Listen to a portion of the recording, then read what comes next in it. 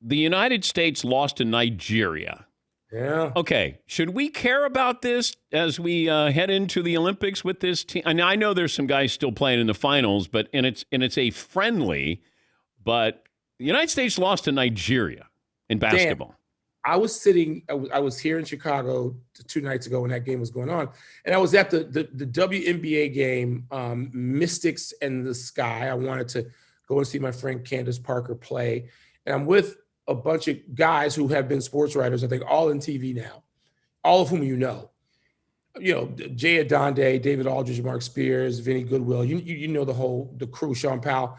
And we're sitting there and we're monitoring this score, right? We're monitoring that game. We're at a game and we're going, each guy turns to the other and goes, oh my God, we're losing to Nigeria with 7 minutes left, with 4 minutes left, with 30 seconds left. And then the question from each one of us to the other was, how big a deal is this? Like, should we care about this? Is it a friendly? Is it an exhibition? Is it a warm-up? Is it practice? Is Kevin Durant really playing? And so even as you ticked off the answers, kind of yes, yes, yes, I think it's important because we never even remember how crazy the reporting of the scrimmage loss, the Dream Team lost to like Chris Webber and Grant Hill and Bobby Hurley. And I don't even know who all was on that team. But those guys were the headliners. And we cared about it. And those guys, Jordan, Barkley, Magic, Bird, they wanted us to care because they cared. They cared enough to threaten the lives of those college players, right? And said, you will be shut out summarily tomorrow, which they essentially did. They cared, and they wanted us to care. So using that criteria, Dan, we got what's the care scale? Like, is it a 7? It's not a 9. I'm going to go better than 5, though. What about you? Yeah, I'm up there with it. But I think it's really a testament to the rest of the world that how important basketball is. And you can go back to the Dream Team and what the Dream Team birthed around the world.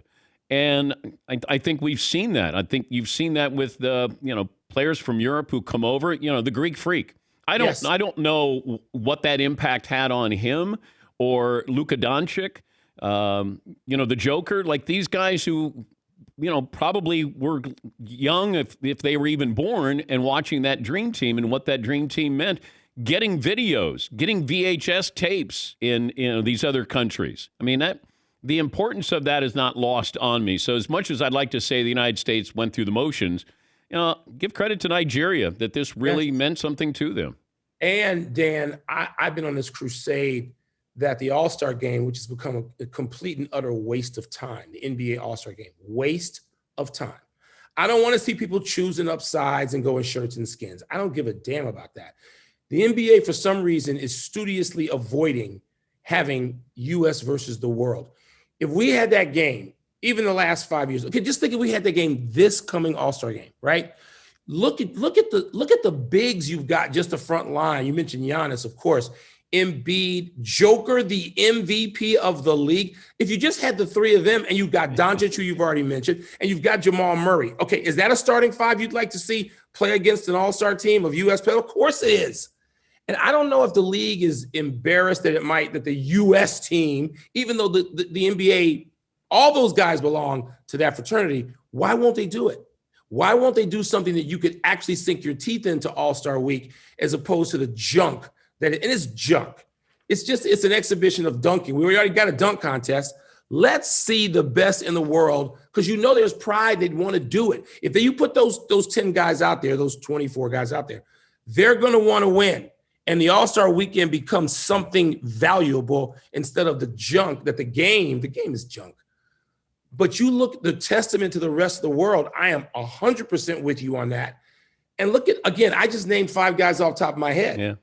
Look at all the players that you have coming along, the young Canadian players, in addition to Jamal Murray, the young African players, going back to your question about Nigeria. I think this is a significant development, and I'd like to see it explored more by the NBA.